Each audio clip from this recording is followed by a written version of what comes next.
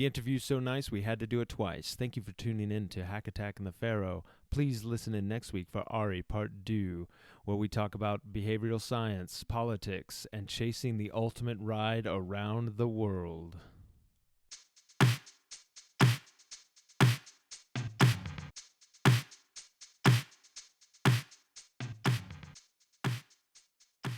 Just be normal. Okay, so I have never told you this. Every time Jordan brings you up in conversation or we talk about you, I have a song for you. Oh, God. I have an Ari song. It's an Ari Alba song. It's like my soundtrack? Are you ready? It is. Okay. Jordan will say offhandedly, "Oh, I'm going to go ski with Ari. I'm going to go snowboard with Ari. I'm going to hang out with Ari." Because I'm married to Elmo. That's what she sounds like. Yeah, I was going to say, I was like, why is your And I wife say, Elmo? Ari, first of all, you got the best name for this song. So her name's spelled Ari, A-R-I, Ari, but it's short for Araceli. Araceli. Yeah. Here's the song I sing. Ari Alba, Ari Alba, Ari Alba. Like Alejandro. Remember that song? Alejandro. Instead of that, it's Ari Alba. Try it. Ari Alba. And I do like a little, you know, Get the shoulders going. I do a spicy little sort of salsa dance. And yeah, Ari Alba. That's me? That's you, Ari Alba. That's my song. But the best thing about you, and it's the best thing. I mean, and we're going to go, this show, we're going to dive into all the best things about you. But every once in a while, and Pharaoh, you'll love this. Every once in a while, she'll send me a movie quote, a random movie quote from the 90s. Her and I, we are on the same 90s vibe. Yep. The 90s called They Want Their Flannel Back. Yeah. That is us. So the other day, I'm going to pull up my phone here. I'm going to take out my text. First of all, like I won't hear for her for like a month of Sundays, and suddenly she sent this. Could you please mind not shooting at the thermonuclear weapons?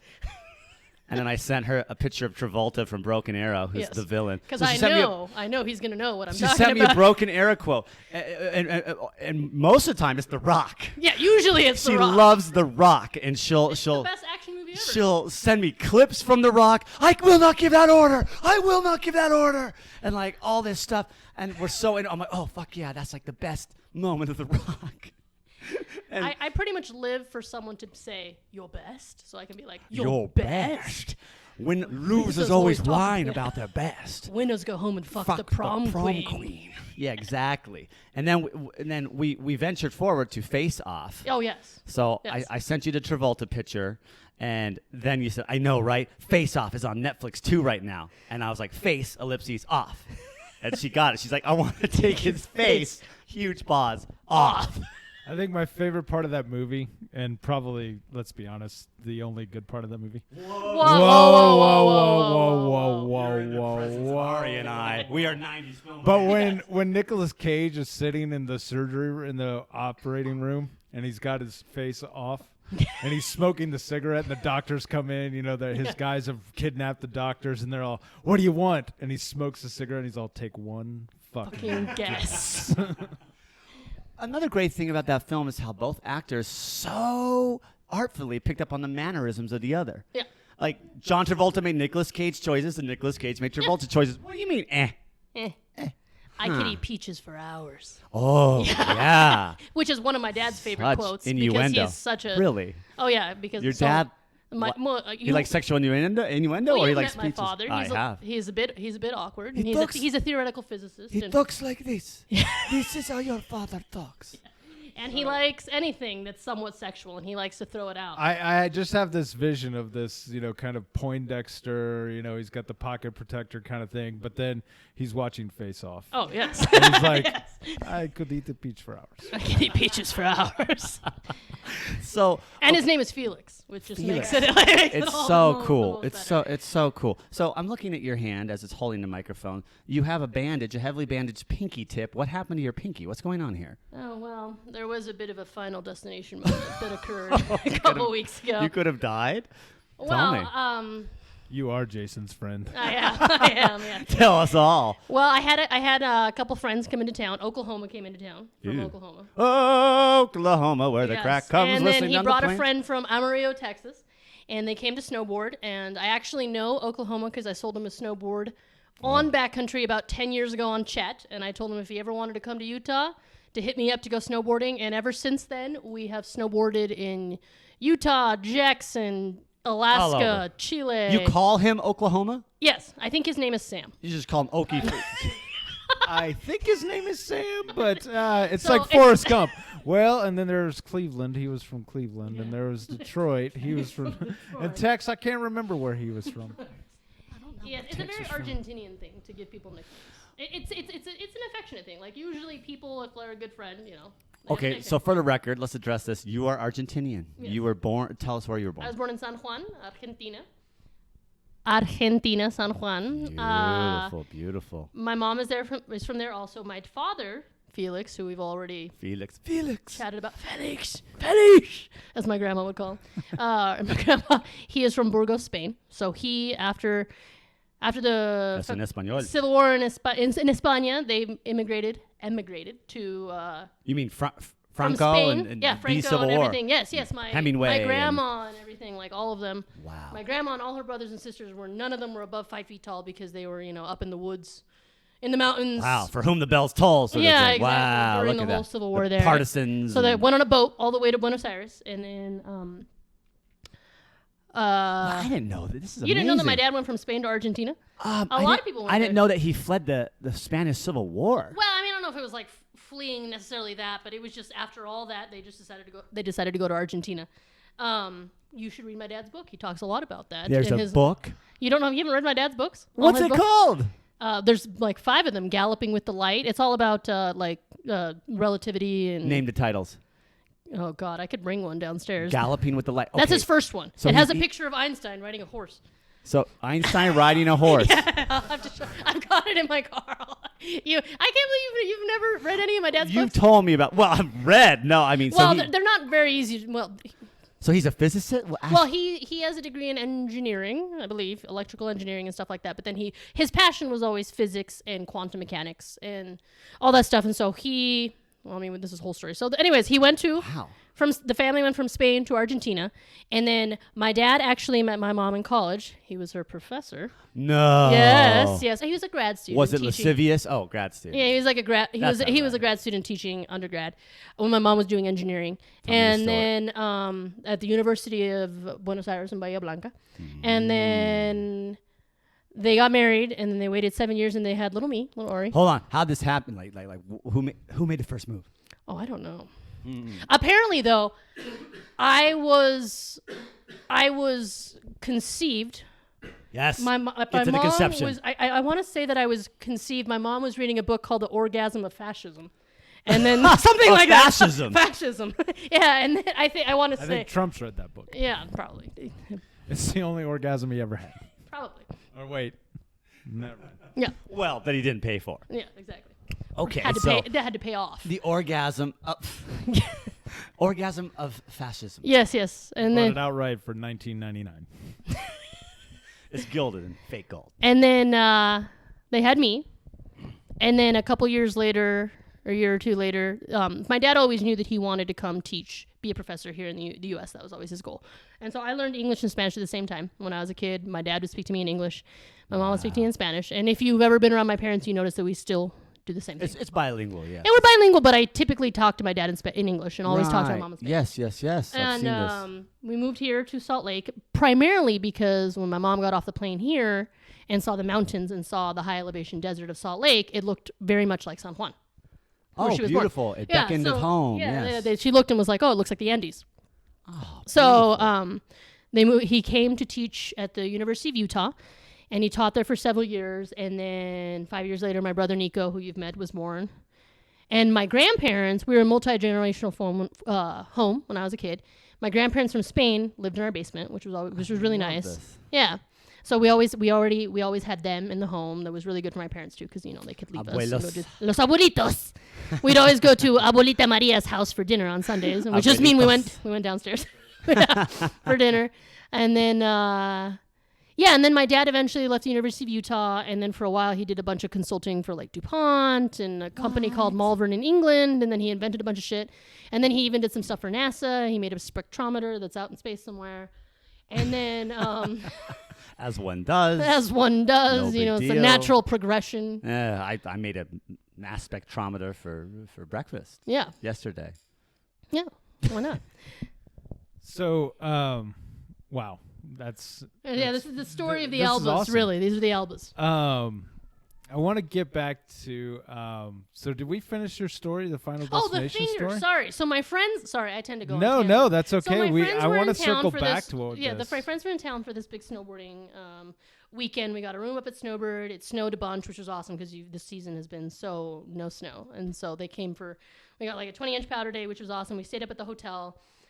And then on the last night, they came here, and they stayed here on the couch. And then there was a bottle of vodka that they had left, and so I stuck it in the freezer, just on the shelf. It was in there. I kind of like forgot it was there. And then the next night I was working, and I got up and was just going to defrost some chicken for dinner. I grabbed the chicken and started to notice that the bottle started falling. And you know how you normally do when you see something fall, your instinct is to like, whoa, put your hand out. And I don't even remember really what happened. I might have kind of, you drop your phone, you end up like punching it instead. I think I bumped it even more, and then it hit the bottom of the freezer, and the neck of the bottle broke off, and I can show you what my finger looked like when I looked at it.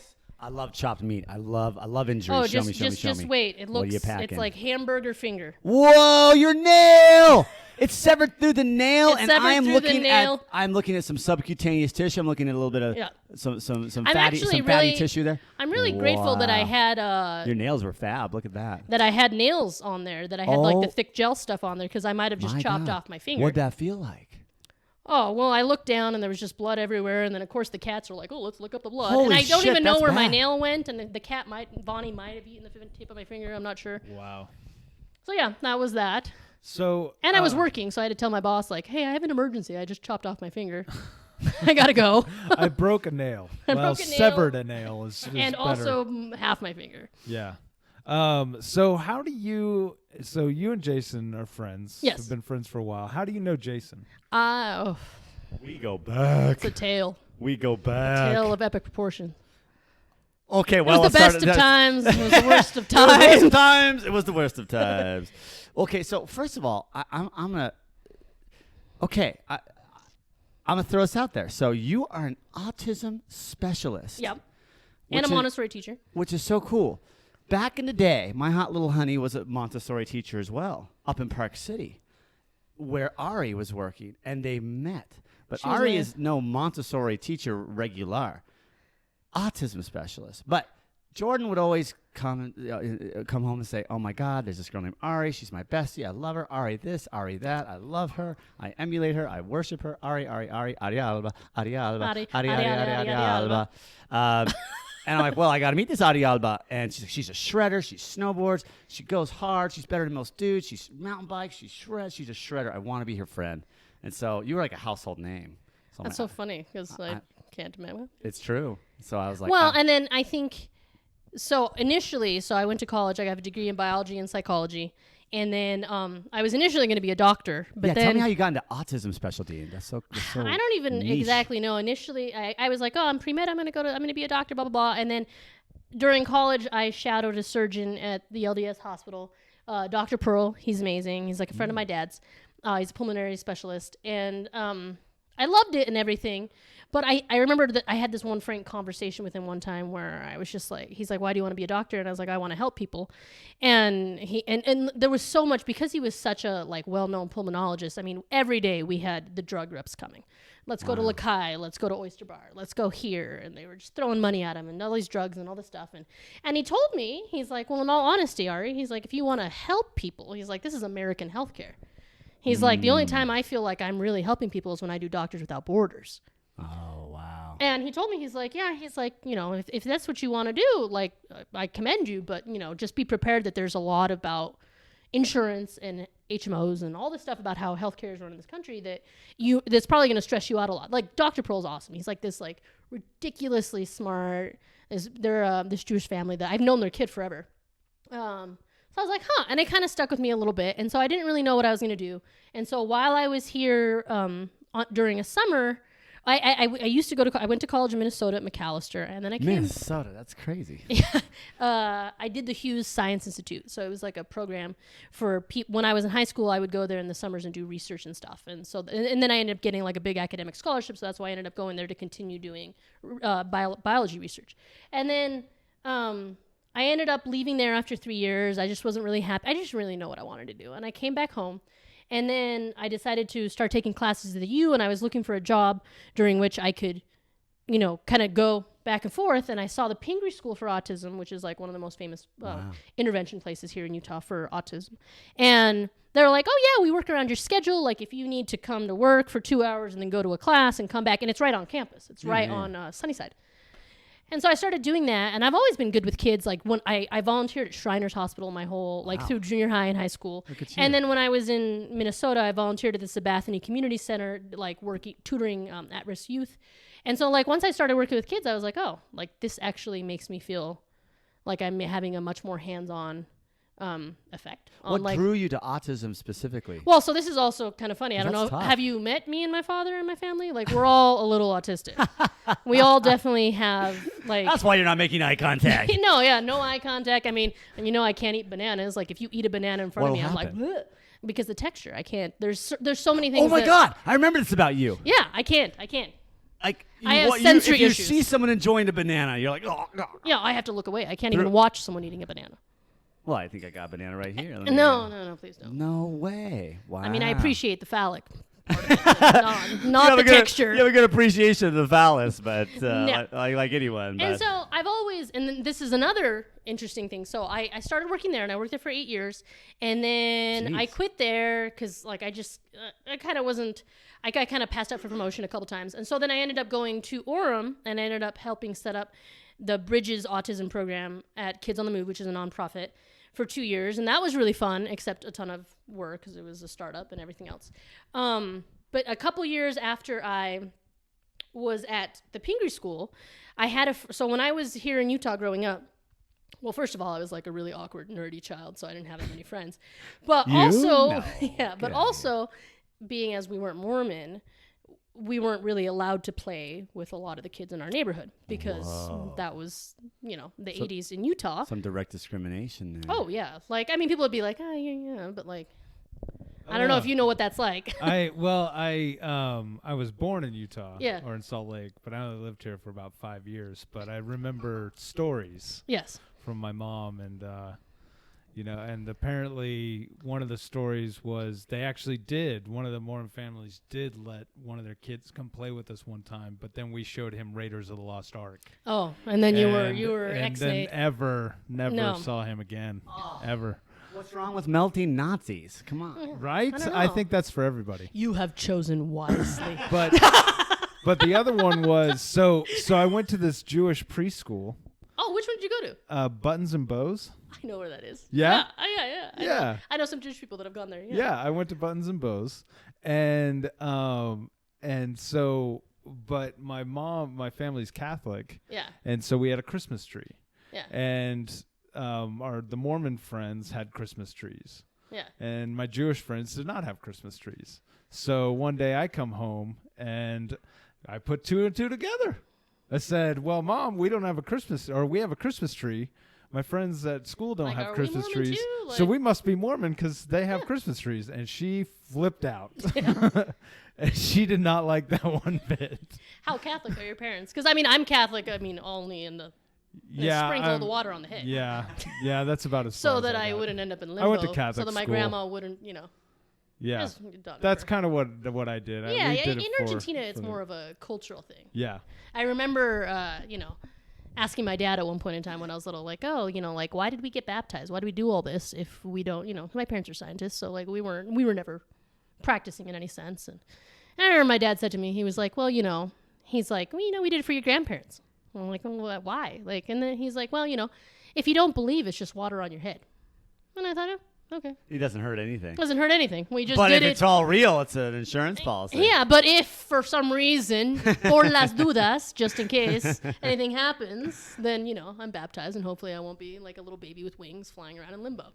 A little head. In purgatory. In purgatory, yes, that's what it is. Burning eternally. Fire and brimstone. Okay, so I'm gonna set you up here. You got a hell of a brain in that noggin of yours. Yeah. You got a big, beautiful brain.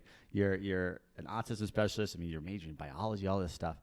Now, we've talked about this over the years, and I'm gonna expose you a little bit. Now, not only that, not only do you have this big, beautiful brain, but you're a shredder. This girl can shred up a mountain on a snowboard. She goes hard. She goes harder than most dudes. And likewise in the summer on a mountain bike. This girl goes for it. So we can call you a triple threat, so to speak. An awesome snowboarder, an awesome mountain biker, a massive intellect, very intelligent, very accomplished woman. You intimidate the hell out of men. Yeah, I guess so. I don't know. I've heard you talking about dating over the years. So what's that like? What's that like? How are you treated as a woman, a shredder woman in a boys' club, right? The man's world of extreme sports, the boys' club that is sports, fucking sports. But you can keep up, if not smoke them and leave them for dead, more often than not. Well, I've found that the quickest way to get rid of a guy that I didn't like is to just go snowboarding with him because he will quickly, he will just Because you leave him at the top of the mountain. and he will cry. I mean, no, I remember one time there was this one dude that I don't even remember. He was apparently very insecure. And I took him to the top of the circuit. I'm like, hey, let's go down. And apparently he freaked out and he straight up left. Apparently you never saw him again? No, he like went to the car and went home. And I'm like looking for him, calling him. And You he's like, lost him? well, I didn't lose him. I was waiting for him at the bottom of the circuit. He went You home. never saw me. He's like, fuck this. Oh, no. How long did you wait? Oh, I waited for like 30, 40 minutes. I'm calling him. Finally, he picks up. He's like, yeah, I'm at the gas station at the bottom. And he's like, yeah, I didn't really like that ridge. Yeah, I don't really like it, so I went home. I was like, and so you didn't think that maybe you should have told me? A little heads up, pal? I was waiting in a blizzard, like didn't know. And then another time in Jackson, there was this dude that I'd told repeatedly over and over as a dude I ice climbed with. I was like, hey, we're just friends. I'm not looking for anything more. I think you're a really cool dude, but I was kind of dating someone else. I'm like, I'm down to like go ice climb and snowboard and everything else. And I got stuck on this Jackson trip with him because my girlfriend bailed out at the last minute. And he still was just kind of obviously still trying to do that. And I was like, how am I going to get rid of him? And I thought, I know how I'll get rid of him. I'll just go to the top of Corbett's Couloir and I'll send it and he won't. I gotta ditch this guy. And so I did and sent Corbett's and lost him. Wait, he lived though, right? I mean, I hope so. I think he's okay. I think he's still alive. We think Yeah. he's okay. I think he's okay. I think Yeah. there's a skeleton at the top of Yeah. Corbett's Couloir. I see why you and Jason are friends now. Yeah. I mean, we have the snowboarding, we have you don't mountain And I bike, climb. but I climb. You climb. Yeah. And you seemingly like to take people on death-defying adventures that Oh, yeah, they might yeah. not be aware of. I've been told that, that when people, I have a couple other good friends that like my friend's husband, AJ, always laughs. He's like, oh, if Ari tells you a hike's like 3 miles, be prepared. It's like 12.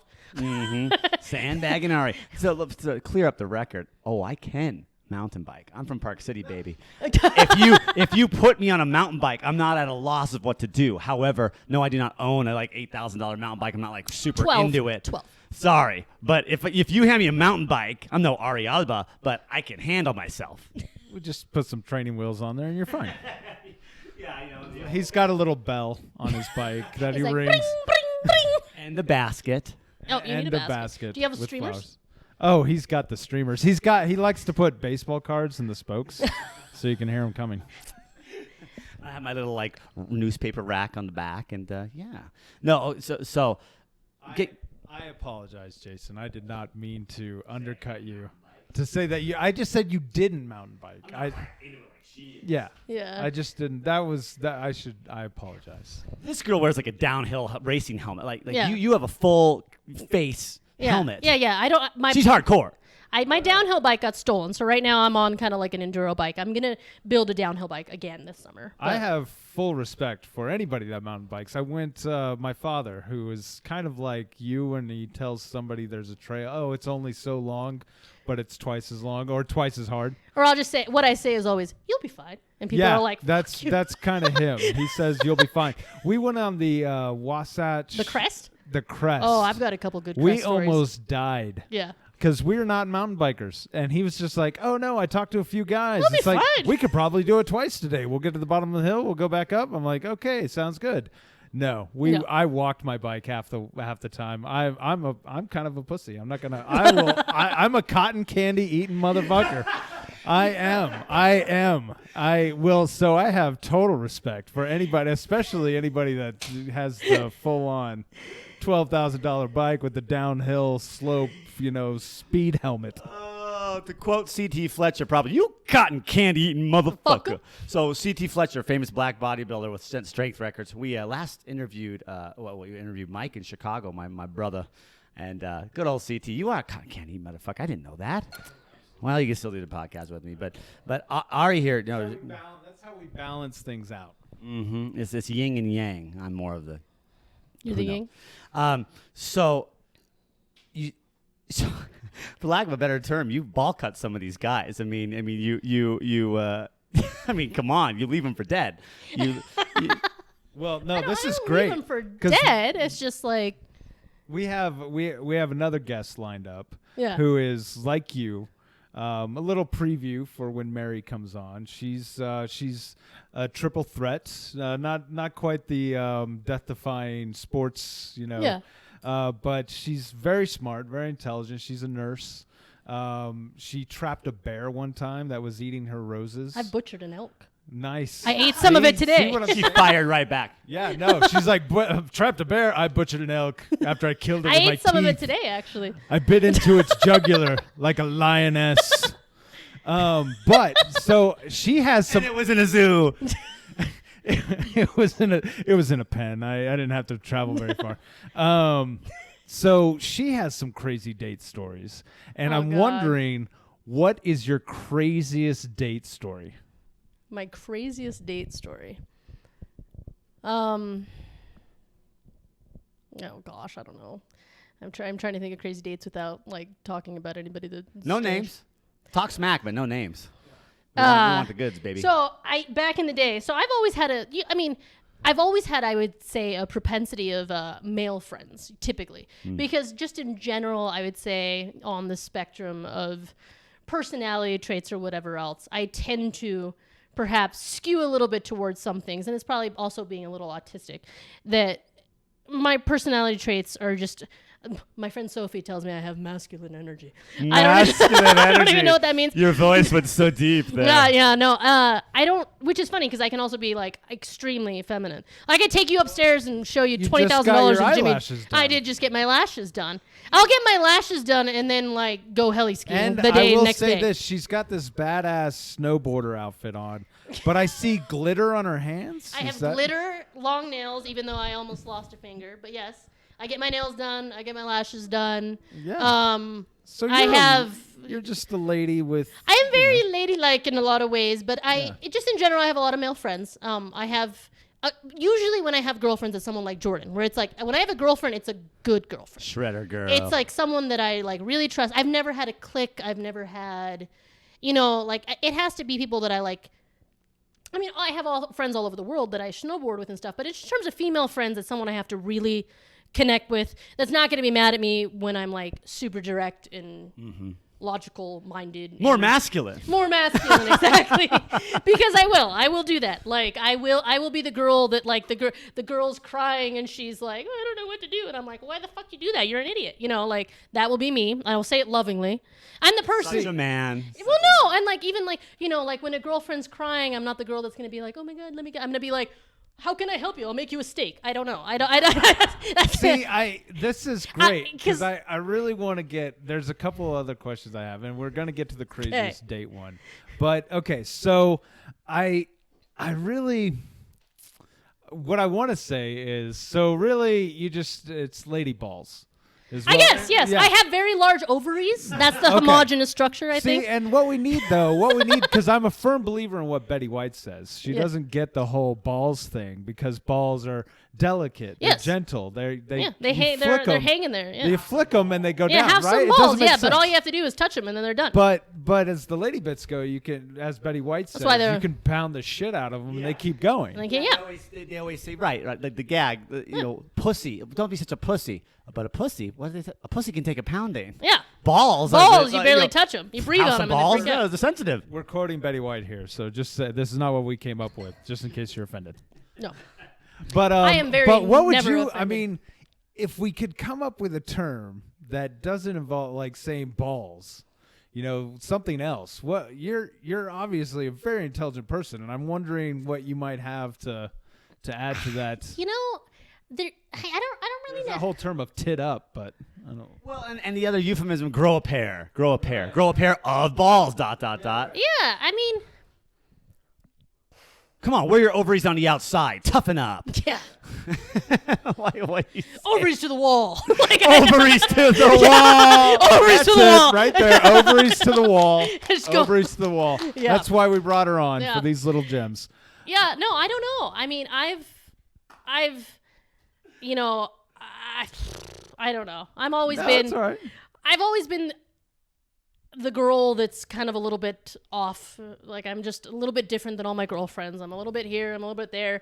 I've always had all the male friends. And it's always been interesting to me, too, because I have so many girlfriends and that I really love and all this stuff. And I'm trying to understand, like, male and female interactions and all that, especially in the world nowadays with all the Tinder and all the bullshit and all that other stuff. It's like, it is interesting. Like, as a female, and I was trying to explain this to my brother who has his own little weird views on shit, that I was trying to, he was like, because, he's like, feminism is cancer. And I'm like, like, I try to explain to him as someone who I feel like, I'm like, okay, I'm a smart person. I can take care of my stuff. Like, if my car breaks down, I've changed the rotors on my car watching YouTube. I've built 2 mountain bikes. I can do all these things. And I feel, it's sad to me to think that sometimes that is so, like, intimidating to a guy. Like, why? Right. Why is that intimidating? Right. Like, with my old boyfriend, I remember being like, oh, my car needs to have an oil change. Damsel in You do it. distress. And then he's like, let me help you. And, like, really, I could have changed the fucking oil myself. See, I love this idea because then I could be like, Ari, my car's Yeah, and I something could going come on fix with the it. car. Just get Make me a some YouTube weird video noises. and I could fucking do it. Yeah. Yeah, so it's interesting, and I've tried to explain to it, like, I don't feel victimized by it at all, or whatever else. It's not about being a victim. It's just, I've tried to explain that, like, as a woman, when you are intelligent, or if you're a really good snowboarder, a really good mountain biker, or whatever else. Competent in all these realms and spheres. Here's the thing, is like, what I've tried to explain to him one time is that I was like, even when I'm a backcountry gearhead, I'm a gear specialist for backcountry.com. I can't tell you how many times I'm talking to a dude on the thing and we're setting him up with an alpine touring setup to, like, go to, the Alps or to South America or to Alaska to go hell or anything. And we sit there and and the guy's like, thanks, man, that was awesome. You got me the best setup. I'm so excited. Thanks, bro. Yeah. Thanks, bro. And like and sometimes I'll just be like, hey, I'm a chick. And they're like, no fucking way, you're a girl. I'm like, what? And so, like, what I've tried to explain is, like, when you're a guy, people I was assume. patting here with the high pitched voice, and I gotta cuss a lot in order to sound more. Well, manly? but I I'm don't know, chatting, so they don't hear me. So they can't tell that I'm typing with long nails. But, like, I try to explain, like, when you're a girl, you have to prove yourself competent. Mm-hmm. And it's different. Whereas you're a dude, you're assumed to be You're competent. born with that privilege. Like, Yeah, you yeah, must know what you're talking about. and there's. And now, you see all these guys being all upset, like, oh, masculinity is under attack, and oh my Oh God. yeah. When's the American white male gonna catch a break? Yeah, exactly. So we're such a, and then the best part is that they're like, they yell about snowflakes and shit, and I'm like, dude, y'all are acting like the biggest victims in the world. Oh, Biggest victims in the freaking world. There's a great new book coming out of France called France. "I Hate Men." Pretty sure that's what it's called. "I Hate Men." And what happened was the original printer, it was some boutique print shop. They only got 400 copies out, but the interior minister got a hold of the book and just flipped out about it. Yeah. And then it got all this play. Yeah, exactly. And then these other Because of publishers that. picked it up, and now it's printing out 200,000 copies or something like that. but no, you're absolutely right. And that's it's funny, especially because on backcountry, my name Ari, people assume I'm like some Jewish white male. Ari from I'm New like York. Ari Gold, Ari Gold from New York. How are you? Let's All talk the time. snowboards. And it's so funny how many times people, when they find out I'm a girl, or how many times, like, I can sometimes, if I'm not wearing my, like, neon pink Barbie jacket, if I'm wearing a big baggy jacket snowboarding, I can't tell you how many times someone thinks I'm a guy. Nice, bro. And then they like, we're like, oh, let's go get a drink at the tram club, and I take off my helmet, and they're like, oh, you're a girl. I'm like, why can't Is that a problem? No, it's not a problem. And it doesn't mean that it's not. I mean, I understand that, women haven't done these things as long as or whatever as much as men. But it is interesting to see people's perceptions. But then the best part is that like, so sometimes they're like, oh, you're a girl, but you're a lesbian. You must. Oh, you must be a bull dyke. You must hate Only men. a bull dyke could ride like that. Yeah, and I'm like, How why many years you been with your wife? Yeah, exactly. I'm like, Holy so now shit. I must be like, why? So, Why is it that gender roles, right? So many gender roles, especially in Western society. Like we're talking about, guys want the damsel in distress. They want the girl who can't do shit to change her own tire. Yeah. That's how they fill their own masculine identity roles. Like, Yeah. oh, I can help her. You out shred them, you out brain them, and you can torque the lug nut off with the tire iron better than they can. They're ball cut. They're emasculated. Well, it's which kind is of so- like a guy doesn't want to be shorter than a girl, but Yeah. it's sort of like you're taller than him in every way. So you've experienced this not just in the physical realm. Oh my God, and But everything. the intellect realm, men have been intimidated by your brain, right? Yeah. What does that look like? Did they ever say, "Oh, sorry, I like my girls Oh, dumber"? well- Did the guy say, "I like my girls dumber"? No, there was the one boyfriend that used to tell me, "Can you please not talk about smart stuff around my friends?" He literally said that. Could you read a book with pictures, please? Yeah. He said, "Can you please?" Because he had, and it was so funny too, because he had this one roommate, and his roommate actually was this like very odd, just very odd, nerdy dude that was very awkward, and you could tell that he didn't have a ton of friends, and he was very much an introvert. And so and this dude was like a ski bum, and he lived with a bunch of ski bums. So this dude was always the guy that was a bit of the awkward out, and I know what it's like to be the person that like doesn't have any friends, right? So every time I went to his house, and he was really, really fucking smart. Like you could talking to him, you're like, oh wow, this dude is like, you could tell he was very, very like in his brain, thought very abstractly and stuff. And so a lot of times at parties when I was there, plus especially all the other like ski bums are like, oh, crush a beer can on my head, and all this stuff. So I'd go talk to him. And like we'd be over in the corner, I'd be like, let's smoke a cigar and talk about, like what's the best system of healthcare. wait, and he'd get You smoke cigars Yes, I too? Ugh. and drink scotch.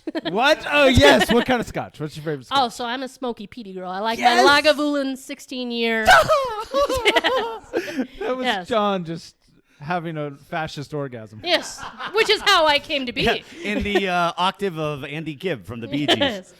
My God. But no, he gets he off on would- whiskey. He asks Oh, dude. every guest, like, if they say Scots, like, what kind of Scots? And someone's like, Oban 16. He's like, yes! Oban. Yes! Oban is great. I like Oban, a good Lafroy.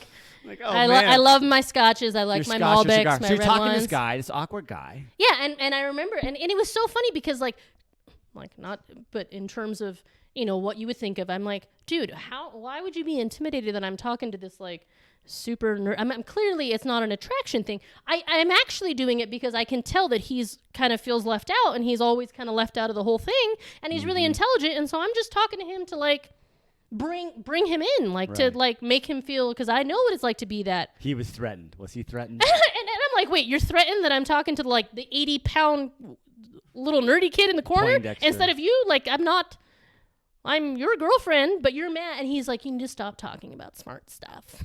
I'm like- No way. I was Know like, your so place. So what should I talk about? So should I just Dumb it down, Ari. I should dumb it down. down. No, I know. It's or Holy I've been told shit. I'm too reasonable.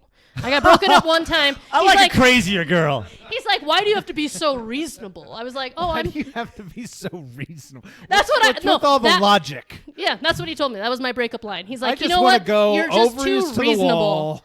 You're just too and- reasonable. Bull in a china shop. Yeah. That was so you broke up. He said that in the breakup that Ari, you're just too reasonable. Well, so it was What happened? How this breakup happened? God damn it, Ari, you're too fucking smart. Okay. And So you out snowboard it was like this person I and- was dating, and we weren't in a like committed, serious relationship. But this is so silly. We've been dating for a little bit, and we went out for Valentine's Day. And I remember when I got to his house, I was walking up the stairs to his apartment, and on the way to his apartment, there was like a shoe, and then there was like a sock, and then there was a sweatshirt, like all on the ground. And I was Sex like, trail. I was like, this is odd. Like, why is there all this stuff on the ground? But I didn't think of it. I go there. We go to dinner. We have dinner, whatever. And at this dinner, he's kind of like, oh, well, maybe we should, like, date more seriously. And I was like, all right, whatever. We get back. Whatever, bro. Yeah, I was Cool, like, dude, whatever, cool. bro. He took me to a Brazilian steakhouse. I was happy. He was yours. I was like, there's He was meat. yours. You melted like a rodizio in his Yes. palm. Yeah. So, So we get back, and it's snowing really hard, and we pull into his apartment building, and there's a girl standing like Samara from The Ring with her hair all wet in front of his car, and she bangs on the front of his car, and she's like, ah! And Samara from The Ring. She was like, you're gonna die in 7 days. I was like, oh my god, what's happening? And so he looks at her, and I can tell obviously because like I'm a behaviorist. I'm very in tune with people's like body language, eye contact, all these things. I was an autism behavior therapist for 10 years. I know, and look at him, and I can tell he's like, oh god. Oh fuck. And so I'm like, who's this girl? And he's like, I don't know her. I was like, nice, bro.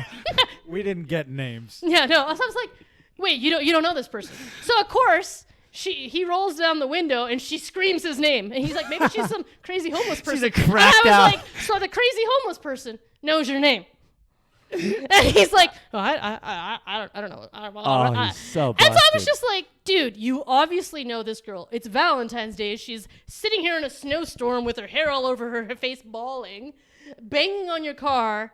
Like, And there's a sex trail. There's yeah, like there was sock and well, a I think what shoe happened is and I think he might have broken up with her. It was someone else he was dating, and he broke up with her that day. Whoa. And so she Did came. you know that he was playing two sides? No, but we were also not like. Oh, aficionado. Yeah, no, we were just kind of hanging out, snowboarding for a little. Oh, It okay. was like a month or two in. So, and this girl, Samara, I don't remember her name is, but she was just sitting there. I mean, she's just bawling. And so I finally just tell him, I was like, well, he's like, I don't want to talk to her. I was like, you should go talk to her. Go attend to this. I was like, dude, this girl is freaking out, and this is sad. And I was like, and I don't want to be a part of whatever this is happening. Like, she obviously feels terrible, so do something. And so then he goes out and talks to her, and I'm just sitting in the car. And, like, unfortunately, I had, drank during dinner, so I was like, well, I can't drive home, so I have to sit here for a little while because I want to be safe. And so I eventually went in, and he tried. Oh my god! So then I told him, I was like, so are you gonna tell the truth here, dude? I was like, clearly that's not some homeless crackhead. She knew your name. It's clearly someone you've been. Seems there's some involvement. I was like, I'm not an idiot. It seems like perhaps you were dating this person, and then you guys had a little thing or whatever happened. And now she's upset. And she's upset that you were with some other girl on Valentine's Day. So, like, why don't you just say what the hell's going on? And so then he tried to tell me, he's like, well, I'm a bartender. And sometimes in my industry, I was like, he's like, people can get really obsessed with you. It's some girl that's been stalking me. And I was like, oh, shut the fuck up. I was like, dude. I'm a bartender. Yes. Sometimes this is hazards of the job. As if he's apparently. like a spy. Some international assassin. I'm like, dude, you're a fucking bartender. Sometimes when I bartend, Yes. I have Women ladies just that get, throw their women panties just can right at become me. very preoccupied with me. And so he tried to feed me this whole thing that she was a stalker. And I'm I a was bartender. I never had that happen to me. No. And so anyway, so I eventually just like, I remember I told him, I was like, hey, listen, I was like, we're not in some serious relationship, so I cannot purport to tell you that you should not date other people. I was like, it's fine. I can't be mad at you for dating someone else because we never Officialized it. communicated that we were not doing that. I was like, however, I was like, That do being not said- insult my fucking intelligence and try to tell me that it's some crazy crackhead when she clearly is someone you know. I was like, because that's just You had him stupid. cornered. You had him cornered. What do you And do? that's when he was just like, you know what? You're just too reasonable for me. Your train of logic. And I just was like this, swung my hair and walked out. damn, mic drop. dropped. You just pieced out. I was just like, dude, first of all, you lie. And you insult my intelligence. No shit. And then you really thought that I was going to believe that she was like some crackhead? And then you thought I would believe that she was someone obsessed with you? I mean, he didn't like how you used the principles of deduction either. Yeah, no. I was like, there's a little modus ponens, and I'm going to explain to you why your argument is invalid and completely wrought with fallacies. Yes. Damn it, Ari, I'm a bartender, not a Watson to your Sherlock. It was so... But no, that was like the best breakup ever. You're just too reasonable. He's like, why do you have to be so reasonable? Why you gotta be so reasonable? Oh my god, what the fuck? Yeah, a little of that in the game. Yeah. So, I want the craziest date. Oh, the craziest date. Like a first date or a date. It was kind of a first date. It was Okay. someone that I knew from a long time ago, and that was like friends, like in a friend group from a long time ago that I ended up running back into. And was like, oh, I'm going to invite you to dinner at my house. And like, because it was someone that I knew from a while ago that I've actually known, I was like, okay, I'm fine with going to your house. Because, on all these, like, dating apps, people are like, come to my house, and we all know what that means. What's it mean? Play chess? The boom boom. It means that their cars broke down. Oh, and I've they had need that someone one, to too. fix the rotors. Yes, and that's what I'm here for. Someone who can cut a good cigar. Yes. So it's this person, and he's like, oh, come to my house. I'm going to cook you dinner, blah, blah, blah. And so, and me being a bit jaded at this point, because I've had so many, being told I'm too reasonable and all this. I get all dressed You're too athletic, Ari. You're just too athletic and you're intelligent. You're just too athletic, and you need to stop talking about smart stuff. I get dressed up, and I'm ready to drive to my house, and he calls me, and he's like, I think we need to cancel our date. And so in my mind, I'm like, and he's like, well, I've just stabbed myself. Stabbed? Yeah. And I was like, what? And he's like, no, really, I stabbed myself. I was like, intentionally or accidentally? So apparently this dude, bless his heart, was trying to create a romantic motif in the house for dinner. Sure. And he had a candle, and he was trying to like mess with the wax or something with the knife. Like a kitchen knife? Like a butcher knife? I don't know. He's a hunter. It might have been a hunting knife. I don't know what it was. But he was playing with the candle. You only used the right tool for the right job. Yeah, naturally, it was a Bowie knife on a little I don't candle. know. It was a machete? I don't know. So he was messing with the candle, and apparently he broke through the glass and stabbed himself in the abdomen. Stabbed himself in the abdomen. It actually went in. He broke through the glass. And stabbed himself. But so I didn't believe him. So the best part is that Ari, being a bit of the jaded human being that I was like, oh, stop it. You're just making this up because you want to break the date. I don't even care. I'm not going to. Ari, and he's like, I think I stabbed myself in the liver. My blood, it's black. Oh my God. He's like, I stabbed myself. I said, no. I was like, dude, if you don't want to go out, it's fine.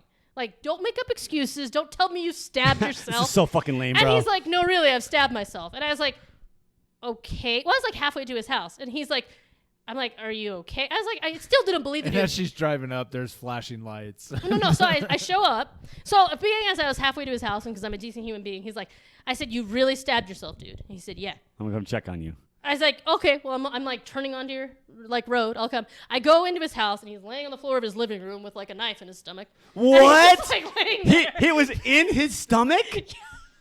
Had he not called 911 or he had wasted time on the phone with you? The first thing he did was to call to cancel the date. That's a classy guy. Gentleman, what a gentleman. Yeah. You know, chivalry isn't dead. That's amazing. know. He's bleeding now. He's And got so a Bowie knife in his me rib. being like totally angry, I'm like, okay, my God, I'm like, just another guy being a freaking douche. And I walked in and I'm like, oh my God, he really stabbed himself. I can't believe this. And so I'm just like, what do we do? And he's like, I don't know. I don't want to pull it out. And I'm like, well, no, you shouldn't pull it out until we get to the hospital. So I'm like, can we get you up? So I ended up getting him up. It wasn't a big knife. It was this thing. I was like, okay, let's move up. I got him in his truck. How big was the knife? It was a knife. About like 6 inches long. Yeah, you're like saying. 6 inches long. I get him in the And car. how deep was the blade, would you say? A all few the way inches? to the freaking hilt. To the hilt? Yeah. Where in his abdomen? I Right want to here. know. Oh my God, the upper right quadrant, like around the liver. Yeah. So I get him in the car, and I'm just like, oh my gosh. So I've known this person for a long time, but I haven't known them well. Like, it was like a friend of a friend. And we get to I take him into the ER, and they're like, oh, how do you know? I was like, oh, this is just my date. He stabbed himself. I didn't do this. I was like, my date stabbed himself when I got here. Here he is. Ends up having to have like emergency surgery to like stitch up all his insides and everything. And the best part is that his whole family shows up. And I've never like Hi, I'm just like, I'm Ari. Ari. Are you a woman? Are you a lesbian? What are you doing here? I'm just like You look pretty athletic to Yeah. be dating my son. Yeah, so I ended up meeting his entire family outside of the OR. Get the fuck out of here. And you've never even been on a date with this guy. Thank you so much. Thank you so much for being here, honey. It means so much to him. Really? Yeah, people were like, what's this emergency contact? All this stuff. I'm like, I don't fucking really know the dude. It's I while just had you a were d- sleeping, but with a knife. But with a knife, yeah. Instead of the pen to the balls, it's a knife. Knife to the pancreas. I don't know. Wow, I could see it now. The family's like, gosh, she's They're like, really "Who's nice, this girl?" son. You should go out with her. It was so odd. So And how did this resolve? What the fuck? yeah, we ended up going on like a couple dates after that. No, but he no, no. was- How'd that night resolve? Oh, he was You- okay. I ended up staying there for like 3-4 hours, and eventually I was just like, I should leave. I think you got this. Your mom's here, so yeah, I was like, your parents are he's here. all crying, holding your hand. What? So you went on subsequent dates and they were Yeah, good. but he was. Yeah. You knew he had a compromised abdomen. It just wasn't. Yeah, chemistry. well, after that, after I saw him all, vulnerable. Ari, don't Ari, don't do vulnerable. All that horse shit. All that feminine energy. No. Like, but hey, in my defense, it's never on my end. It's never on my end. Like, I don't care if a guy's short or if he's vulnerable or all these things. It's not on me. It's usually them that has the problem. They're me. Like, I'm always just like, I can date you even if you're a Republican. Oh, I can date you even if you're this. Oh, I can date you even if you're 5'6". And it's always on their end that they end up being, you have too many friends or you have too many, You have a so I've been this told guy that too. this You have guy's too many problem friends. was you have too many skills with a knife. You will never stab yourself. Yes. Or I will not stab myself trying to clean a candle, so. So what's with dating all these insecure men, like hopelessly insecure men? What's the deal? I mean, they haven't all It's a been that coincidence. way. Okay, all right. Maybe it's the eyelashes. Tell me about these eyelashes. These are like ski jumps. I love these eyelashes. Oh my God. You're saying like, you also have the feminine Honestly, side. I mean, Love it. I like to be girly. Yeah, you're totally girly. I'm very girly. You have but earrings in? I have earrings, yes. I have very long hair. Okay. I have boobs. Okay. I'm gonna stop you right there about the boobs. We're gonna talk about your boobs. We have to. So, okay, these What things. does Jordan call them? Bulls on parade? Bulls on parade. Boobs on parade. Like they're boobs on parade. She does say like, oh my God, Ari's boobs on parade. Whenever the two of you girls get together, there's photos of them. And Did you it's see like, the picture of her? Oh, I saw just them. Eating my Okay, boobs? okay. So there's Ari's boobs, the right boob, the left boob, and maybe you can see Ari's face in Jordan. I'm telling you, the Well, boob. because Jordan's you're- also, she's the height that, like, she just nestles. Yes. So your boobs pull focus. They're always the focal point. It's hopeless. There's no way you can't instantly look at the boobs because they're the centerpiece of any photo that you're in. They're like in the hot tub. And Jordan is it's like a shelf of boobs, right? Very voluptuous. Sorry. So it's like a shelf of boobs, and Jordan is laying her head across the boobs like it's a pillow and smiling very tranquilly. Yeah. And you're just like, yes, good. It's just Hey, it's so you know, funny. People want to lay on boobs. It's Jordan okay. is a huge fan of your boobs. She's always like, check out Ari's boobs in this photo, and she'll like show me these photos. This photo, like she's a big fan. You got a big boob fan in Jordan. You must know this. So yes, she's all woman. I'm telling you, but but apparently she can outman men. no, I don't understand. Well, going back to my friend Mary, you guys have a lot in common, but she has a similar track record. Yeah. And one of her biggest drawbacks, though, is that she lives in a very rural community. Yeah. So the pickings are slim, Yes. to say the least. But I guess I would think in a more metropolis area, which Salt Lake is it's still kind of a big little town, I guess. But it's still, I mean, you have the university. There's all these, companies moving in, tech companies and whatnot. It's just, I don't know. It's so funny to me that there's just still slim pickings. Well, I mean, I probably don't. What's the word? I guess I would say, I guess I don't care enough either. Like I have dating apps, and the only time I open them is when I get an email that's like, you have 898 unread messages. We're gonna delete your dating app. And and it's just I've had so many, like, because it's like I open it, like the last time I opened it. What dating apps are you on? Oh, my brother's girlfriend made me get Hinge. It's horrible. Ooh. Yeah. That's a newer one, isn't It's it? a newer one, yeah. I don't even have a Facebook, so I don't think I can have Tinder. But I'll open it up and see someone that I'm like, oh, this person looks decently attractive. They don't look like a, axe murderer. They look like they do things outside. And They like look reasonable. Yeah, they look reasonable. They might like another equally reasonable person. And like this last dude, I remember I wrote back to someone. I was like, oh, hey, how's it going? And he's like, what are you doing? And I said, oh, I'm at a funeral, because I was at a funeral. Like one of our really close. Talk about a turnoff. He's like, what are you doing? And I was like, oh, everything's fine. I'm just happen to be at According a funeral. to another movie, grief is one of the nature's strongest aphrodisiacs. Oh, look at me take a picture of my hang gliding dead. What an idiot. I don't know this movie. Which movie is Wedding Crashers. Oh, my Come on, God, Will Ferrell. yes. Crashes Love- funerals. He does. And yeah, but so And he slays it. because I'm a person that doesn't, I have a bit of a lack of filter, and like there are times when it's like, what are you doing? I'm at a funeral. Like I don't think like, oh, if I were to want a guy to fuck me, should I tell him that I'm at a funeral? I don't think that, like I don't think that way. So I'm like, I'm at a funeral, because that is literally what I'm doing. That is like, what do you do with that? What did he say? Well, so he's like, so do you want a massage after the funeral? I'll come to your house. And I was like, shit. no, I don't want a massage. And he's like, why not? I was like, because I don't know you. Like I was like, I only pay people I don't know to give me massages. Like, you're not coming to my house to give me a massage. And he's like, why not? I was like, because Because it says nothing on your profile about being a professional masseuse. Exactly, yeah. And I don't know you. And I'm at a funeral, so read the room. But why the hell? Read the room. I'm at a funeral. Do I want, oh, yes, I'm at a funeral, but what I really want to do is go get a massage, a.k.a. get fucked right after the funeral to make myself feel better? Hey, man, you know what you need? I'm so sorry for your grief and your loss. You need some cock. That's what you need. That's Obviously. what the Yeah, doctor. that's, and then He the just second. offered a massage. I don't know. Yeah, Why are we obviously. assuming that he's just wants to have sex? I don't get it, guys. Maybe he was a really nice guy. Maybe. But you ever Maybe give he was very dexterous. Johnny? Very handsy. Handsy. You ever given a guy a foot massage? I'm trying to think. I think just you. No, just kidding.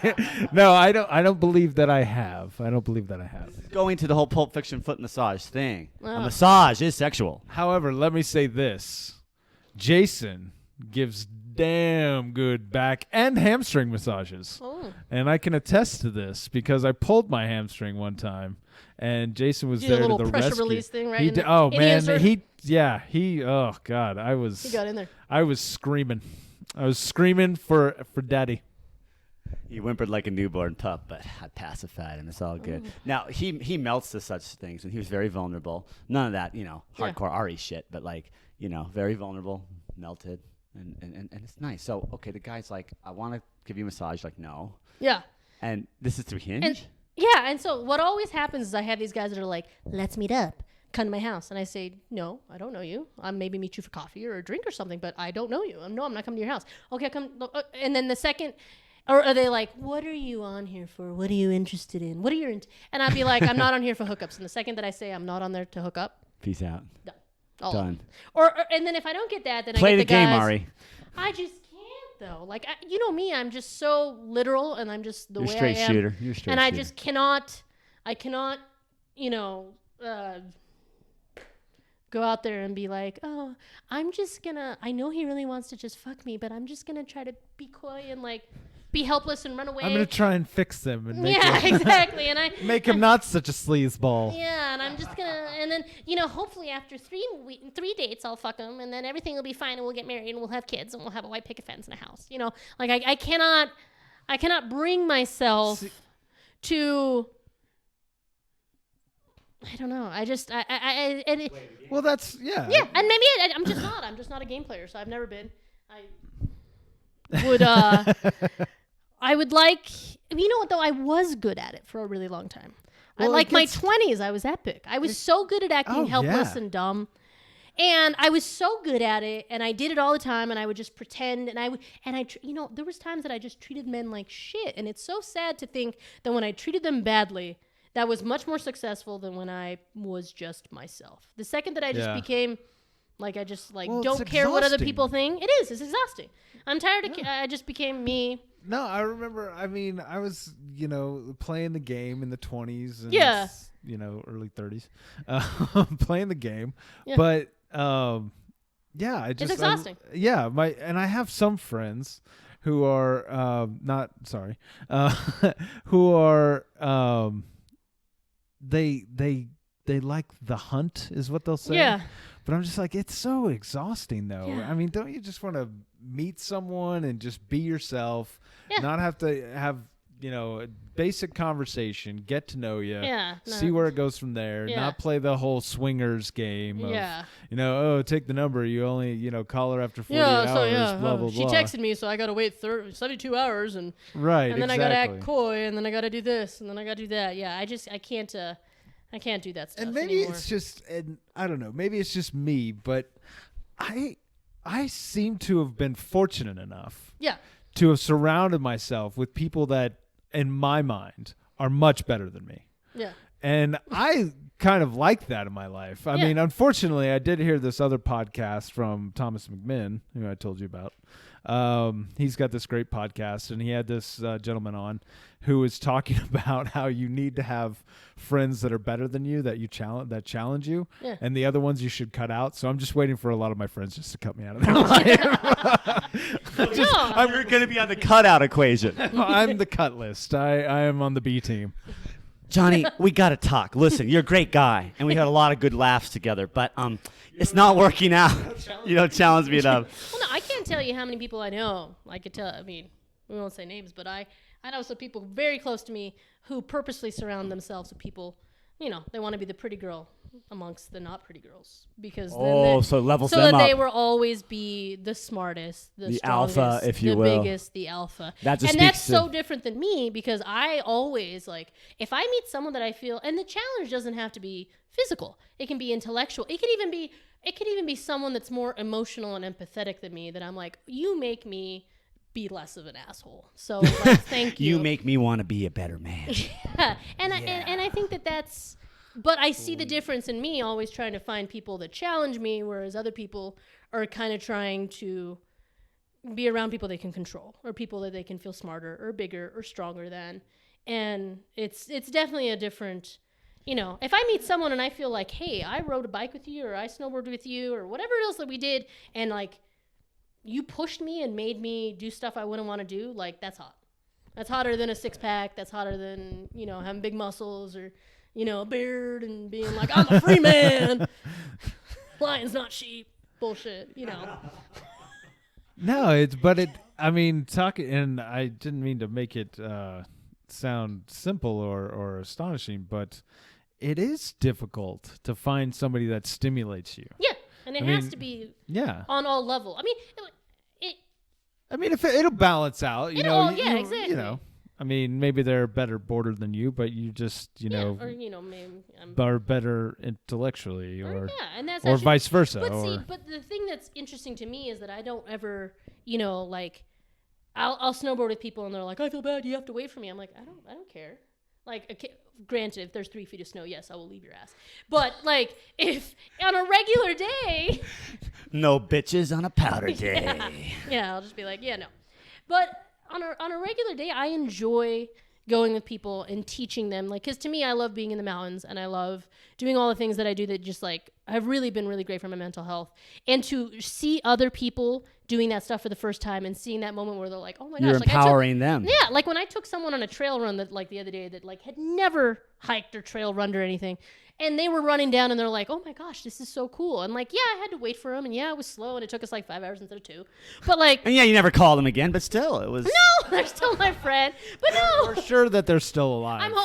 He's still there on the trail. I'm sure he's fine. I called search and rescue when I got home, It's Castaway, but in the mountains. Yes, I'm sure. He took his helmet. I left him a volleyball, He made an effigy out of his helmet and is now crazed with loneliness.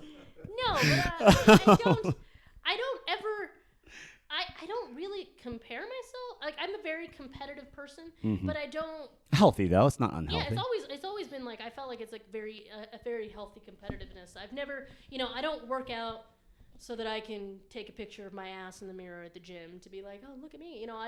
I lift because it makes me feel strong. Oh, sorry. I lift because it makes me feel strong and because it helps me with snowboarding and biking and your performance and in your sports. And performance and everything else. I love to lift, but I'm never, I hate when I see the part of working out that is just so purely, there's nothing wrong with aesthetics, don't get me wrong, but when it gets, especially with women, when it gets them to a point where it's the only purpose of doing this is to look a certain way and they don't care at all about the health. Yeah. And I hate, I had my own little intervention for being obese. So I hate when I see people only using movement and physical activity and everything else as just the only purpose of it is to look a certain way. When there's just so much more. Aesthetics is great. There could be so much more behind it. So much more behind it. Put that muscle to work. Make it do something. Yeah, well, there's so many people that can hey, I can deadlift 300 pounds, but can you climb up a wall? No. The best climbers they can't ride a bike. know, they can't do anything. The best climbers I know, the most daring, amazing, proficient climbers I know, highly skilled, are skinny as rails. Skinny as hell, yeah. Skinny as rails. They haven't lifted a weight in their life. And you look know at them, you're like, you've got the body of a prepubescent boy. What the hell? I know that are like, oh my God, I can squat this much or do that, and you put them on a bike and they can't even go 5 feet. Yeah. Or you take them snowboarding and they can go 2 runs before they're done. You said because something. There's no muscular endurance either. You said something I love, and it's going to tie into the next question. You said being pushed is hotter than any 6-pack or big muscles. Being pushed, being challenged. what would be the biggest takeaway for dating for our listeners that you want to give to women, to women who find themselves, cursed by talent in sports and have a vast intellect, but to women who are sort of trying to. They read books without pictures. Yes. Women who read books without pictures. I can't tell you how many times I have hidden my bookcases when I knew a guy. Get out of here. Fuck yeah. You know what Roger Waters say? If no one reads anymore, if you go to someone's house and they don't have books, don't fuck them. Yeah. No, totally. Roger Waters said that. No, I mean, I don't know that I'm probably a bad example, being as I am, as you can see, an old cat lady. I have more, I have like 7 snowboards. What's your? And a $12,000 mountain. I have a harem of snowboards. That's your lineage. I like this one on a Wednesday, this one on a Thursday. Yeah. I have all the men I need. Yeah. But what's your advice to specifically to women who are trying to own their empowerment but still attract men and still date? And stay competitive in the dating world. Get a really good vibrator. That's great advice. Yeah. That's fucking great advice. Dude, I knew that I had come up when my vibrator charged with a USB versus batteries. I was like, no shit. I can't tell you how many times I was in the backcountry and I'm like, why does my avalanche beacon have batteries? And I'm like, oh yeah, 3 a.m. last night. That's what happened. You could die one of these days. I am like, I took the batteries out of my vibrator. Ari, I feel I must caution you as a friend. You could die one of these days in the backcountry in an avalanche thinking that you have a beacon, but indeed it was a mistake and you pulled a switcheroo and it is in fact your vibrator. And the beacon is on your nightstand at home. Well, I don't do that. I just take the batteries. But then she vibrates her way right out of the snow. Just hold it up. Well, so a vibrator can never let you down. Is that what you're saying? Oh. That's actually good advice. I mean, I'm my being shower facetious. pick water massager is the purest love I've don't ever want to known. say that, That's Third Eye Blind. I've heard this from, people I know, like, feminists hate men and blah, blah, blah. I actually love men. I've always have. But I think especially in this day and age right now, there's just this weird thing going on with the ideas of masculinity and how men are feeling, and gender things, and like, oh my god, I don't want to call you this pronoun because it'll like somehow make my pee-pee small. I don't know. I wish that I had good advice, but I don't, because I am by no means a good example. Well, no, I mean, given the advice. Yeah. Yeah. I think the advice is, from what I gather from what you've been saying, is just be yourself. Yeah. It Don't play the sucks game. Sometimes, though. It sucks. It sucks. I mean, I wish that everybody could find their somebody. Yeah. But it's what, better at the to be same yourself to do it. I haven't had any relationship drama in like 5-6 years, and it's kind of. That's pretty nice. It is nice to not ever I don't fight with I'm anybody. Mr. Drama, so I feel bad for my partner. Yeah. But I did okay. So going along those lines, there's this question of masculinity. Yeah. And I had this question because a friend of mine, we've had some serious conversations about this, and he's basically on a quest to quash toxic masculinity. Yes. And which valiant quest.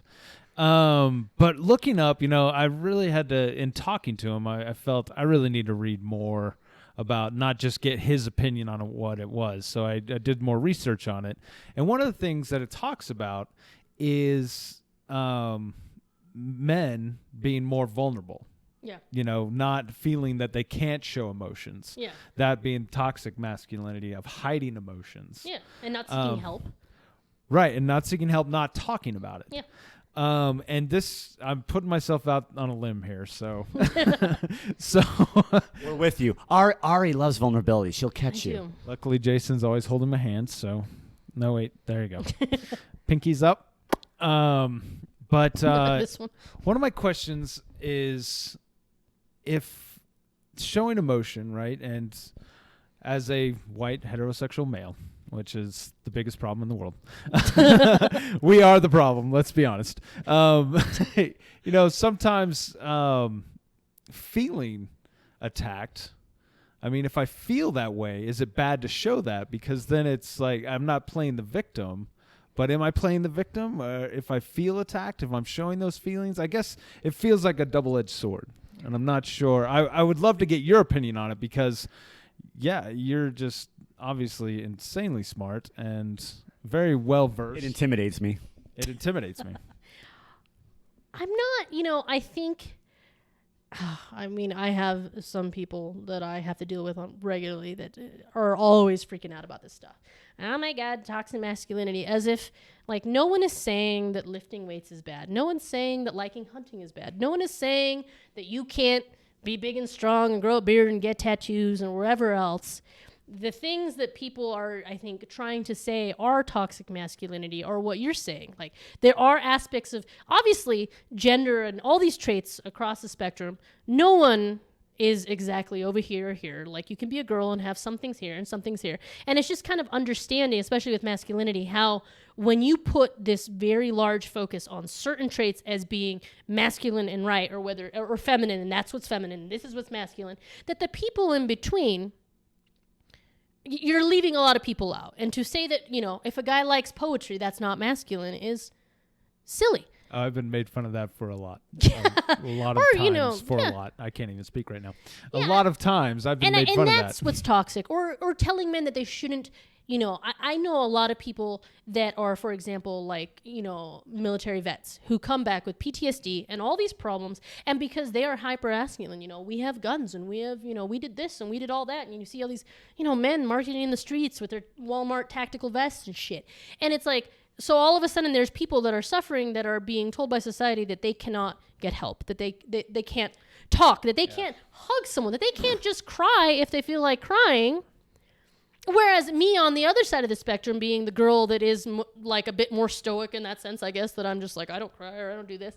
I'm being told I'm not feminine enough because I don't do this. Like, that's where the toxicity is in those areas where people are being told that they don't fit. And then, or that they can't do this or they can't do that. Or, I must be a lesbian because of this. Or you must be, I had a good friend of mine that, he has a bit more feminine traits in some sense. And I can't tell you how many times people think that he's gay. Right. And I even thought he was gay for a while. Like, it's a friend of mine's husband. And, like, you think of these things, and I feel bad about thinking that now, that I've, thought more about it and made that assumption. And I think that that's where we all have to really reassess what it means to be, like, yes, obviously our brain, the way our brain works and the way we make schemas and the way we categorize stuff. Stereotypes are useful to our brain because back in the day, we can categorize. And we also can predict behavior. Right. So if we know that this person typically does this, if we encounter a person, then we can be like, oh, this person might do this. And it's a way to predict behavior and to also attribute behavior. Like, what is the attribution of this behavior? Why are they doing that? What are they trying to get? How do I react? And then you gauge a reaction. But things are so different now, and we're not running through the woods trying to hunt animals and live in caves. So and people are obviously all across the spectrum, and how do we respect and accept everybody and understand that there is no definition for either of them, really. Right. And I think you really hit on something there that people, we just naturally want to categorize things. Yes, we want to put people in boxes. We want to be able to put people into a certain, pigeonhole them. And part of that, I think, is just be comfortable not knowing. Yeah. And I think that is such a fear in our society of not knowing. Not knowing. And saying, I don't know. Yeah. And I think that's part of it, too, is when... another toxic masculinity trait is putting people down. Yeah. Oh, yeah. It's trying to figure out who's the stronger and the weaker. Right? I need to be better. So, I've got to predict. So sizing people up. Yeah. And another prediction, I'm predicting this person. I want to know what they're going to do. I want to know if I'm better than them. I want to know if I'm stronger than them. Which all really just comes from your own insecurity. You're just projecting what you're insecure about yourself. And if you're... me, I tend to just, me, I'm just say whatever, whenever, and I try not to judge everybody or do anything else. We're at a funeral, you can't say that. Yeah. I'm like, oh, yeah, I'd love to get fucked after this. I'd love to get fucked after this. It was all voice memo. It was all voice memo. She's right in the middle of the funeral going, I'm not going to let you put your fucking hands on me. Yeah. Oh, sorry, everybody. Yeah. No, I think... No, that's a very toxic thing, and I think especially just in this last period of time, we've seen so much. there's so much of the canceling people on the internet and the bullying. And then there's this idea of like wokeness. And then I know people that they're anti-woke. Like, well, we can't, those people are so sensitive and they're so offended. I'm like, well, you're being offended by them being offended. I don't even think about this shit. Like, how are you offended by the person being offended? It really is something. I think that's with white heterosexual males. Yeah. It's like we're feeling left out. Everybody's offended. Shouldn't we be offended too? Yeah, we gotta find something to We're be very offended about. sensitive. We got to find something to be offended about. Yeah, and it's But I think you're right. It's funny how the oppressed become the oppressors when the bullied become the bullies with like the cancel culture. that would be my cat singing the song of his people. Oh, my cat does that too. Wow. Oh, this is a tangent, a side trip. Let's take a little walk down Okay. Tangent Lane. Okay. You have 2 men in the house. Yes. They're- Vonnegut and Hitchens. And Paco. And Paco, yes. So Paco is it 3 men in the house? What are you, a polyamorous? Yes. So Paco my harem. is a bearded dragon lizard. Yes. He's very handsome. He's flexing in his sun lamp right now. Yes. He's Vonnegut is named for Kurt Vonnegut. He's your Kurt cat. Vonnegut, I got him here. He's This first is- my first cat I named after Kurt Vonnegut. This One of is- the most influential writers for Wait, me. you read Vonnegut? I I'm love sorry. We Vonnegut. have to I have stop this every podcast. every I am single book. intimidated. I can't handle this. I got to walk away. I was trying to wave off this interview half an hour ago. I'm like, holy shit, she's using big words. I don't. Help me. Dude, Vonnegut Don't go is big the word best. in me, Ari. Bail. Holy shit. And I said, look across your living room. There is a Christmas tree that Yes. is decaying and Yes. dry it's, as a, it's almost Dr. Seussical. It looks like it's dry as an old gnawed bone. What? Tell me why this is here. What is it? February 5th, and here it is. Oh my God! Well, Look at the so- top of it. The top of it has no pine needles on well, I used whatsoever. to have this really cool star that was on it, like very crooked. I like that it was Wow. a funny looking tree. No, so I got a tree because I love She trees. welded the So tree stand I'm and, I'm a pretty big atheist, but I love Christmas. Do you celebrate Festivus? I celebrate. I Feats of I strength? just like to celebrate everything. I like it. So I always get a Christmas tree and I decorate. I love Christmas. And then so I had Christmas, but I worked 2 jobs, so I'm pretty busy. And then I chased a big storm to PNW in Seattle when it snowed like 3 feet over there for New Year's. So I was like yeah. Christmas. Then I went to St. George to see my parents. Then I had to chase this big storm to Seattle. This girl has chased storms to fucking Japan. I go to Japan every year. She's been to except now I can't. Hokkaido. Have you been to Hokkaido twice now? 4 times. 4 times. That's some of the best powder on earth, and we want to go with you. Yes, you should go. So okay, so that brings up a question real quick. How many languages do you speak? Just 2, Spanish and English. I can also speak ESL because, like, with teaching people with autism, they did not use ASL because ASL will use one sign for like an entire phrase, and so Right. exact sign language was more efficient because you actually want to give them the sentence structure, so you want to Okay. sign. But you every probably single speak word, a little Japanese though, don't you? like 4 words. And I mean, I can understand. Powder, snow, snowboard, Yeah. bitch. And I have to remember. Get up and stop crying. You know how to say stop crying. Stop crying. Stop crying. I have to remember when I go to Japan, I shouldn't be like, oh my God, it's nuking out here. It's 'Cause that- nuking out here. I said Whoa, that Ari, once. a bit soon. A bit soon. I said that once really loud, and all my friends were it's like, oh my God. nuking too soon. Whoa, man. Yeah, I never knew Hiroshima got so much snow. You get nuked here in Hiroshima. By the way, people in Japan think I'm hilarious. I think Oh my it's just God, you're because hilarious in America. Well, no, but I think just because in Japan people are so like, especially women are so, well, even men, they're so like quiet and like Reserved. I mean, have you heard me sneeze? It's Like, reserved. I was like a full body. Yeah, like I sneezed in this mall in Japan, and everybody was like, "Oh my God, what is wrong with her?" And like, there's so many times that I interact with Japanese people where they're like, "You so funny." I'm like, "Why am I so funny?" Like, apparently I'm like highly animated and loud and weird to Japanese people. But I can understand and speak a little German, a little Italian. I go to Austria every year too to snowboard. Wow. So what you said you have 2 jobs. What are your 2 So jobs? I am right now. I quit the Montessori school I was teaching at, and right now I'm just a private teacher. I teach for. It's actually a family that I know through the Montessori school. I've known both their girls since they were 18 months old. Now they're 8 and 5. And so when COVID hit, they decided to do all remote learning, and they were looking for someone because I don't know if you've ever seen kids that are 5 trying to do remote learning on being all day on Zoom is not. I've seen a 7-year-old do it. Yeah, and it doesn't work. yeah. So I'm basically their in-home teacher. I make sure they do their work. I basically provide the direct instruction. Like, even though they get their teachers on the computer, I'm there to help them actually do the work. And I've known both of them forever, and they're an awesome family up in Park City. And So I do that, and then I work for backcountry.com. I worked there a decade. I'm a gearhead. Wow. So like when you chat online, a little thing comes up and it's like, do you want to talk to a gearhead? Okay, That's I gotta me. say, I love my ice climbing boots. Oh, good. I love my new desert brown snowboarding jacket shell. Yeah. Everything I've ever got from Ari, she has advised me on many a gear acquisition. Yeah. This isn't the consignment shop. No. No. This is Arialba. No. I was trying to figure out the shop she worked at. It's because Backcountry.com. Backcountry.com. The little goat. You know the Ibex logo? No. Johnny. I know I'm the Here. worst. Backcountry, you've Would seen you it. like a sticker? Put it on your car, Free please. sticker. Yeah. A keepsake of this interview. Yeah. So I've been doing that forever, and it's actually been really cool. Like I said, my friend Oklahoma, I met him because I sold him a snowboard. I have plenty of customers. Like when I go to Chile, in Santiago, I stay at a customer's house in Ski Valle Nevado and La Parva and stuff like that. There's been definitely people that hit me up for years and years and years that just buy all their gear from me. And it's pretty cool. It's cool to go. You're really good at what you do. Yeah. You're so stoked on gear. One time, recently we were trying to find me a jacket in brown. And I sent him like 10 options it within 5 bugged seconds. her. It bugged her. I'm like, all right, I'm looking for like a desert brown jacket, something warm. She's like, yeah, maybe this and that, And a few hours go by, and I could tell she was bugged. And she gave me like 10 options. No, the next day, what am I saying? The next day, you sent me like, I thought some more about, did a little bit of research. She sent me like a dozen jackets. I'm like, holy, spanning from $500 to like, $150. I'm like, holy shit. Yeah, no, I mean, you're very good. You're very good.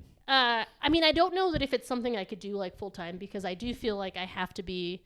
I went to college and I did all this stuff, and I do feel like I have to be intellectually stimulated. And it's not that backcountry is not intellectually stimulated, but it gives you that lifestyle. You can travel. Yeah, it's definitely my lifestyle, and it's what I Shred. do. And I do also just really enjoy feeling. The backcountry motto is connecting people with their passions, and I do feel like I do that sometimes. Like there's been times where I've sold someone, all the stuff to climb Kilimanjaro, and it's like some cute 50-year-old lady from Ohio or something. And the next thing I know, 3 months later, she sends me pictures of her at the summit with all the stuff that I sold her, where she was just like, oh, look, there's this one lady. You changed my life, Ari. Thank you, bro. Thank you so much. Well, it's definitely like, Thank maybe. you, bro. And then she finds out you're a lady, and she's like, what? Ari's not a guy. But no, like there's definitely been several instances where I've talked a person through all the gear for there was one woman that wanted to do the Trek of Santiago or whatever in Spain, and she's like this cute little lady that needed trekking boots and all this stuff, and since my dad's from Spain, I was like, oh, go here and here, and I think she actually went and met a friend of mine in Spain. And there's been so many times that I've just, and then I get pictures afterwards, or, even on social media, I'll have people connect and be like, hey, here's me with my snowboard at Mammoth Mountain. Ari picked out my first snowboard for me. I love it. Or I have a friend in Japan that I've never even met her. And the other day she was just like, oh, my gearhead, blah, blah, blah. And like one day we're like, it's like 8 years ago I sold her a snowboard and gloves, and we still talk on Instagram. And she's like, one day we're going to snowboard together. And I'm like, yeah, definitely. Like, why not? So how many countries have you snowboarded in? Oh, Lord. She's got to take off her socks for this one, folks. Canada, the U.S., Chile, Argentina, Japan, Norway, Sweden, Italy, Austria, Switzerland, Germany, France, Liechtenstein. I want to go to Bulgaria and Romania. I haven't done that yet. But yeah, pretty much my trips are mostly snowboard related, or biking in the summer. I like to go. Important question. Yeah. What's the best snow? Utah. Yeah. I would say consistently. Baby. No, I would say Utah consistently between the snow and the terrain. You can't beat the Satch. Because Japan has a ton of snow. I heard Hokkaido has powder. Yeah, they have tons of powder, but it's a lot of really low angle trees and gullies, and it's a different type of skiing. But because I'm a big I like to shoot couloirs and do steep stuff. Sure. I'm a steep and deep. That's why I ride snowboard. But you like to go to Nagasaki and be like, whoa. Yeah, Nagano's cool. This powder is. Yeah, no, definitely. You've got nuked in Nagasaki. This is lit, and everyone, you gotta stop saying that. I'm worried about you. I know. I'm so insensitive. So smart, so talented, yet so insensitive. I am. So crass. Why did we bring her on this show? This show is about class, Jason. Class. This show is over. Actually, I wouldn't have you any other way.